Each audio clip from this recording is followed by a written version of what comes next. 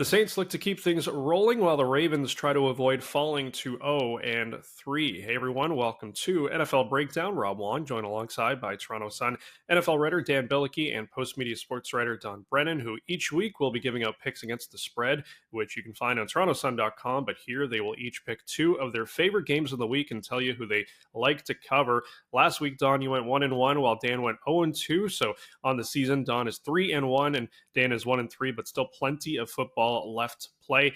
And we'll start our week three picks with the 1-1 Eagles, who visit the 2-0 Saints in New Orleans. These Saints 2.5-point home favorites. Don, which side do you like in this one? Well, I don't know about you guys, but when I'm watching a game I don't have a lot of emotional investment in, I like it to be high scoring. And this week I'm going to be at Caesars Superdome, probably having a couple of Caesars, so I'll be cheering for a no punter here. Saquon Barkley has averaged just over 100 yards rushing his first two games with the Eagles. Jalen Hurts got done on the ground what he didn't do through the air against Atlanta last week with 85 yards and a touchdown on 13 carries. A.J. Brown is going to miss a second game with his hamstring. So if Saints cornerback Marshawn Lattimore makes it to game time from his own hamstring issues, he'll be in charge of shutting down Devonta Smith, who I expect to have a big game regardless, and not just because I've got him in a fantasy league here too. The problem for the Eagles is their defense, right? It ranks 30th in average yards allowed, 28th in pass defense, and 25th against the run. That's not a good recipe to take into a game against the surprising Saints. I'm not even sure I expect them to be 2-0 at this point, but after they crushed the Panthers, which was no big deal, they went into Dallas and crushed the Cowboys too. Derek Carr has the league's best passer rating, and that sounds funny, doesn't it? And the Saints lead the league in both touchdowns with 11 and total points with 91. If they can score 34 more on Sunday, they'll be just the fourth team since 1970 to put up 125 points in its first three games. I'm expecting them to do that against the Eagles, who put no pressure on the quarterback. They sacked the hobbled Kirk Cousins just once in Monday's loss to the Falcons. It's because defensive coordinator Vic Fangio just refuses to blitz. But here's the thing about the Eagles. A lot of people consider them one of the top teams in the NFL, but did you realize that they are 2-7 since an overtime win at home over Buffalo last U.S. Thanksgiving weekend? 2-7. I rest my case. Saints cover with a 34-27 win. Okay, so Dan, the Cowboys, as Don mentioned there, got blown out last week by the Saints, and the Ravens, 0-2 to begin the season, will visit Dallas, who are 1-1 to begin the season. Baltimore, currently the slight 1-point road favorite, so this one is expected to be close. Can the Cowboys get back on track this week? Well, you know what? The Ravens were my pick to represent the AFC in the Super Bowl, so I can't really have them drop to 0-3, because if you drop to 0-3, your chances of making the playoffs are slim to none. Reigning MVP Lamar Jackson ranks 5th in the league in passing yards and 10th in the league in running yards, and that's including running backs. And while it's still early to use DVOA as a decider, the Ravens' offense ranks 4th in the league. Dallas just got run all over last week with Alvin Kamara having a huge game, scoring 4 touchdowns, and that was at home. It's hard not to see that happening again here with the Ravens' offense humming like it is. Without a decent running game, Dallas's offense will struggle against some good opponents.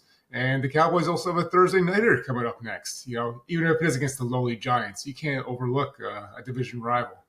It's going to be more disappointment in Big D, I think. All right, the Lions were upset last week by the Buccaneers at home. Don, Detroit now heads to Arizona to face the 1-1 Cardinals as a 3-point road favorites. Which way are you leaning in this one? Well, I'm a huge Dan Campbell fan. He's tough, he's raw. He appears to be a tremendous leader of men.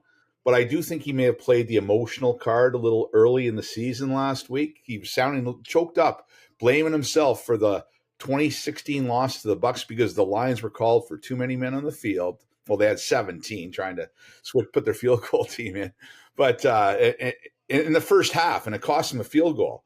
Yeah, we're talking 3 points in the first half of a game they lost by 4, and Dan's putting it all on him. So that said, I do think the Lions will respond. I mean, from the running backs to the tight end to the receivers to their capable, if not flashy, quarterback, they're just too good to be sitting 16th in points scored like they are now. They'll rise from that 21-point average starting Sunday, just as Arizona's second best 34.5-point average is sure to drop. The Cards are going to be okay this season. Marvin Harrison Jr. didn't make us wait too long for his breakout game with 130 receiving yards and 2 touchdowns in last week's 41-10 blasting to the Rams. But it looks like Kyler Murray is rediscovering his old form now that he's fully healthy. But in this one, at least, I don't think either James Conner or Murray will be able to do much along the ground against Detroit's strong run defense. And I don't think Arizona will have much luck against the Lions offense that's on a mission.